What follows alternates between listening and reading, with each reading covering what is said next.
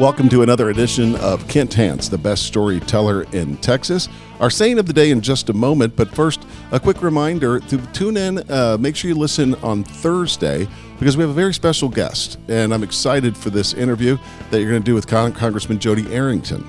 Arrington used to work for me when I was chancellor. He was my chief of staff. We're really good friends. He's been chairman of the Budget Committee for over a year in U.S. Congress.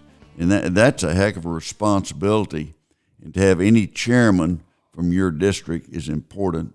And so to have that chairmanship is very important in this day and time. And we'll do two interviews. One will be about how the process works, and one will be about the current budget. So it'll be worthwhile, and be sure and listen Thursday and also next Monday.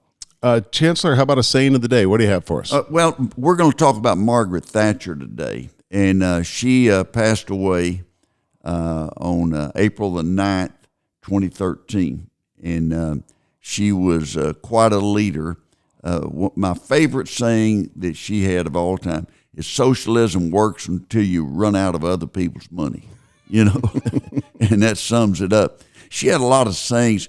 She said, if you want something said, call a man. If you want something done, call a woman. Somebody's asking her some questions. And then they had the quote about the movie and song, Pennies from Heaven. She said, pennies don't come from heaven. They come from hard work on the earth. And so she was tough. She was called the Iron Lady. And that the Soviets called her that. In Pravda, in one of their reports, they called her the Iron Lady because she didn't budge. And she always said, if you go into negotiations wanting the other side to like you, you'll come out in bad shape because you'll compromise on too many things. You've got to have your goals and standards set that you want to accomplish, and that should be the basis of your negotiations.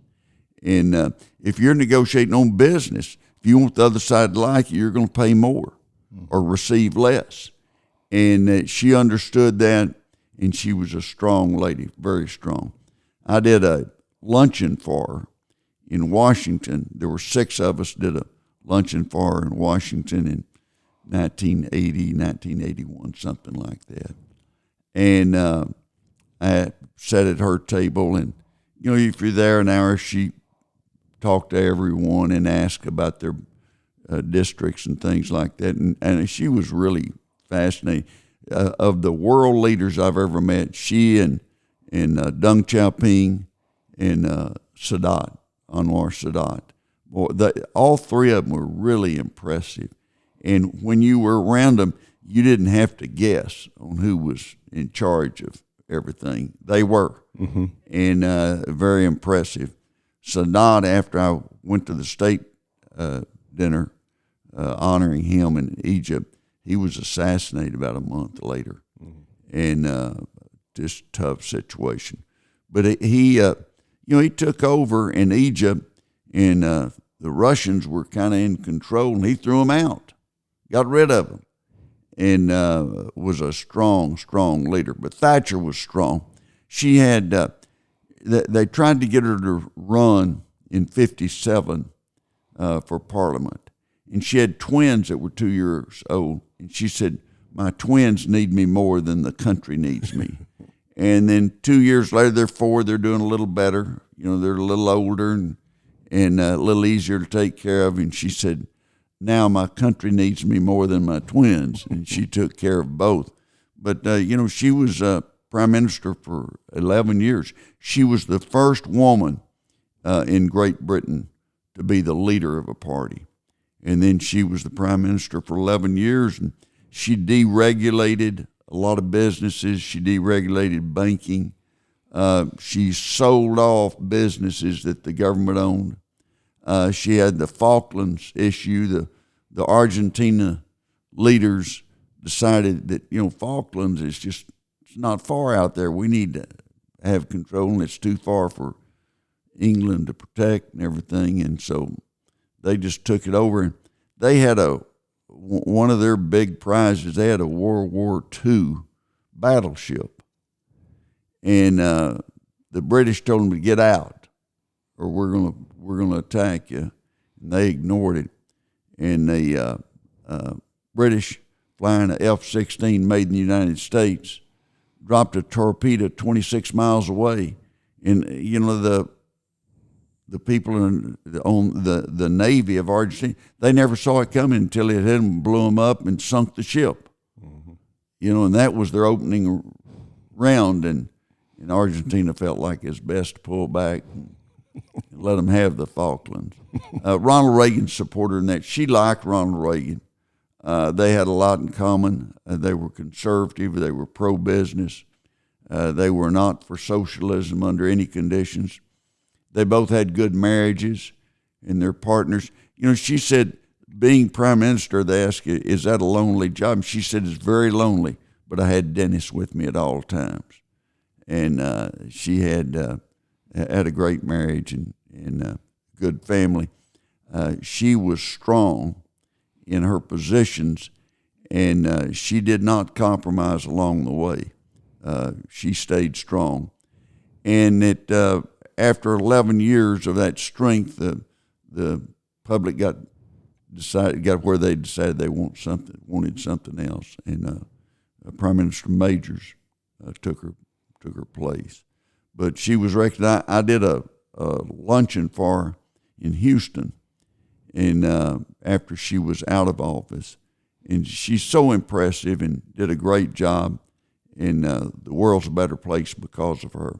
That Great Britain was going as fast as possible to pure socialism. Mm-hmm. And then she came along and stopped that, and was very popular and was elected 11 years. She served longer as prime minister than anyone in the last century. And so she did a great job. One other thing that April the 9th, in 1959, we had the Mercury astronauts were established. There were 7 of them, and they originally started out like 1,100 test pilots. They started narrowing it down. They narrowed it down to 32, and the one dropped out was sick. And they put them through all kind of tests. They were going to get 6, but there were 7 that were so impressive, they just took 7. And Sputnik in 1957, I was in high school, and Sputnik, everybody wondered, boy, the Russians are ahead of us. How could they be ahead of us on anything? And they put a man in space. And so it was a big deal. President Eisenhower established NASA. And NASA was in charge of flight, and they started out by their budget was 4%. I think it's 4.8% of the U.S. budget. And so they built it fast. And they had Cape Canaveral, and then they had Houston. And that was a big deal for Houston. It was a big business southeast of Houston, and a League City area. And LBJ was the one that got that done, and was, at that time was majority leader in the U.S. Senate, and was very effective. Then later, that in 1969, when Kennedy came in, he said, we'll put a man on the moon in this decade. 1969 they did, in July of 69. I always think back in Dimmitt, a bunch of them were watching it at the VFW and drinking a little beer and watching it. Watching the moon landing? Yeah. And they had Snake Adams. They landed, and he was looking at it. He said, I've been there. They said, hell, you hadn't been to the moon. He said, that isn't the moon. They said, where is it? He said, that's between Farmington and Gallup. and somebody said, by golly, it does look like Farmington and Gallup. They always used to laugh about it. He had a good sense of humor. Snake had good timing, too. Yeah, he had good timing, and always, I've been there. Got their attention, but it did in some ways resemble some of the area in northwest New Mexico, but that was pretty funny. And under other things that today, under stupid criminals, there was a woman stopped she was stopped for speeding, and they later arrested her for DWI. And the policeman asked her, "Why are you going so fast?" And she said, "I got to go pick up my 5-month-old baby." And he looked and he said, "He's in the back seat, I think." She looked in the back seat and said, "Golly, how'd he get there?" And he asked her to step out, and she failed the sobriety test. And he called Child Protective Services, and they picked up the baby, and he took her to jail for DWI. But you think you got an answer, and I'm in a hurry to go pick up my baby. He's in the car, lady. Wise up. Yeah. And so that's kind of a sad deal.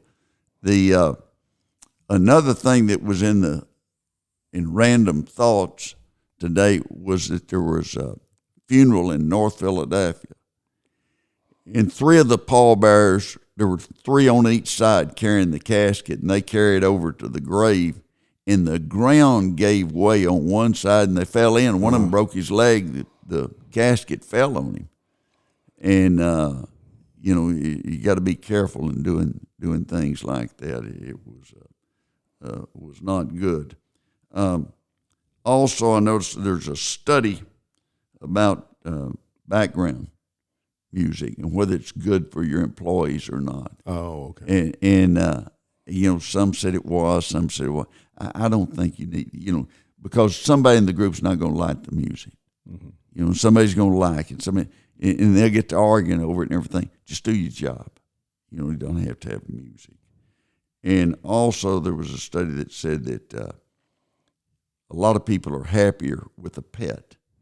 I would not be one of them, because you got to take care of them.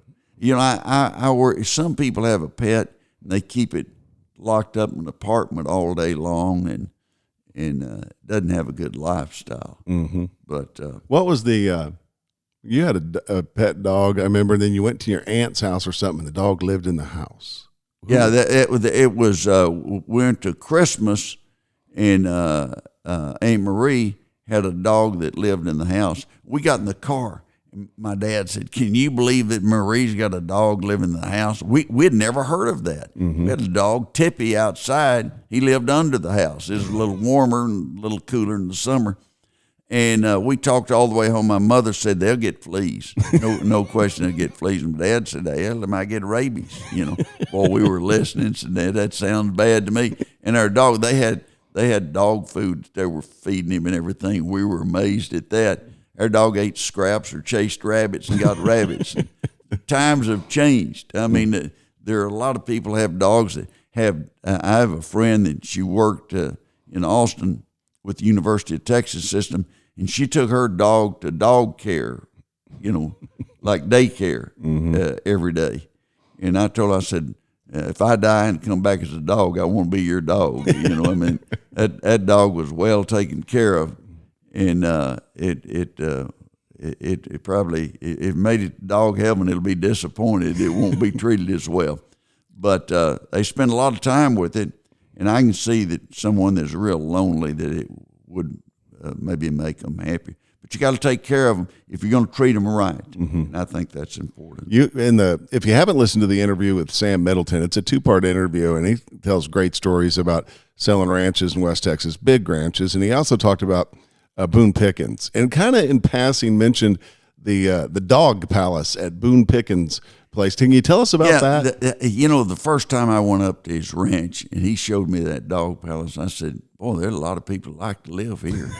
And he said one of his friends up there hunting one time, he said, "Boone, I'd like to live here." And Boone said, "If you could find birds like he finds birds, then you would be able to live here. But otherwise, you got to stay at the house."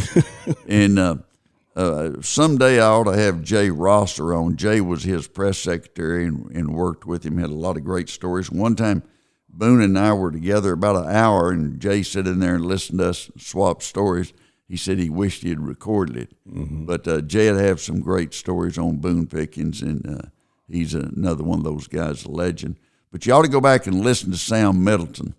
Mm-hmm. We had 2 series on him, and he tells about selling the Wagner Ranch, about selling the 4 6s, And there was some in Boone Pickens Ranch tells about that. That lady that was his neighbor. Yeah, his lady is a neighbor out trading him. Yeah. In Boone, there wasn't anything he could do. She owned the land that adjoined him. He needed that land, and she set the price. And every time that they turned her down, she went up on the price.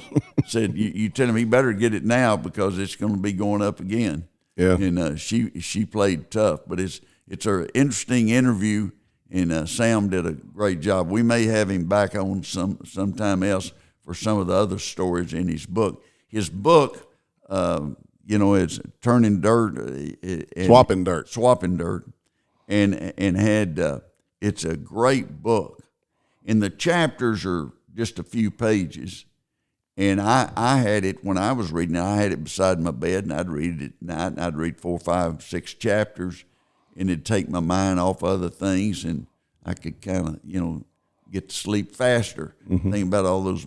But one of my favorites was when he was selling the guy from Idaho that wanted to buy a big ranch north of Abilene, and he had a broker in Abilene that was helping him on it, and was picking the guy up the day he came in, and the fella kept trying to get Sam over to the side. Finally, get him on the side. And he said, "Sam, this guy's not going to buy that ranch. It's $41 million." He said, "Why?" He said, I picked him up. He was on a bus. A guy doesn't come into town on a bus that's going to spend $41 million. He comes in his own plane. Unless it's a guy that showed up at the meeting and was late because of Southwest Airlines. You told that's a great story. There was a meeting somewhere and he was late. And that was Autry Stevens. Yes. Autry Stevens was honored last week. The Permian Basin Museum, Permian Basin Patrol Association, they honored people, and he was honored, after passing posthumously, and had a Jack Hightower, a friend of mine, not to be confused with the judge and Congressman Jack Hightower, but Jack Hightower from Midland was honored, and a highly successful oil man, and Autry was one of the best, but he was tight. And they had a Wildcatters convention in San Francisco, and he was late getting there. And they said, "Where you been?" He said, "My connection on Southwest in Phoenix was running late." And they were all looking at him. They had flown in there on Gulfstreams and Citation jets and all kinds of, Challengers. And he came, Southwest. And maybe the reason he had so much money, and some of them weren't in his category when it came to selling his company for $26 billion. But he was a great man, and I just thought the world of him. Can you go back? We'll go back a little bit. We were talking about Margaret Thatcher. Another great story is the biggest name dropper of them all, Jack Copeland. Jack Copeland could. One time I saw President Bush, and he said, "I met the biggest name dropper I've ever met. And he's from Dimmitt." And I said, "Jack Copeland, you didn't have to tell me it's from Dimmitt." And I said, "Some of them are right." He said, "I was with him less than 5 minutes," and he said, "I bet you put 100 names on me." And he said, he was talking about a prime minister such and such, and he said, "I tested him," and I said, "Well, have you been around him very much?" And Jack said, Yeah, I've been around him and his dog Sparky." And he said, "That was his dog's name." And he said, "I thought, well, maybe he does." But I was on a plane, and this is about a month after I had sponsored lunch for Prime Minister Margaret Thatcher. And he got on the plane, and I was going to make a speech because I was in first class. And people would invite me to make a speech that, I'd fly first class, and they'd pick up the tab. And he saw me just as he turned from coming down the jetway, and he said, "Congressman, how you doing, Congressman?" And everybody's looking at you kind of embarrassed. And, "Oh, yeah, fine, Jack, good to see you." He said, I was in London, I was talking to Bob and Maggie, and they said, "You're an up-and-coming man. You're the number one guy in up-and-comers in Congress." Stupid me, I said, "Bob and Maggie who?" I should have left it alone and let the conversation die. He said, "Bob Dole and Maggie Thatcher." He said, they're speaking highly of you. I said, "Thank you." And he went on back to his seat. And it was pretty loud. And the next week in the Dimmitt paper, there was a picture of him and Margaret Thatcher. So he had been there. You know, he didn't make it up. I mean, he could put some names on you. And somebody told a story one time that said that if they ever went to see the Pope and he came out on the balcony and you know, Jack Copeland was with him, somebody would say, "Who is that guy?" And they said, "I don't know who the guy in white is, but the other guy's Jack Copeland." Yeah, he knew them all.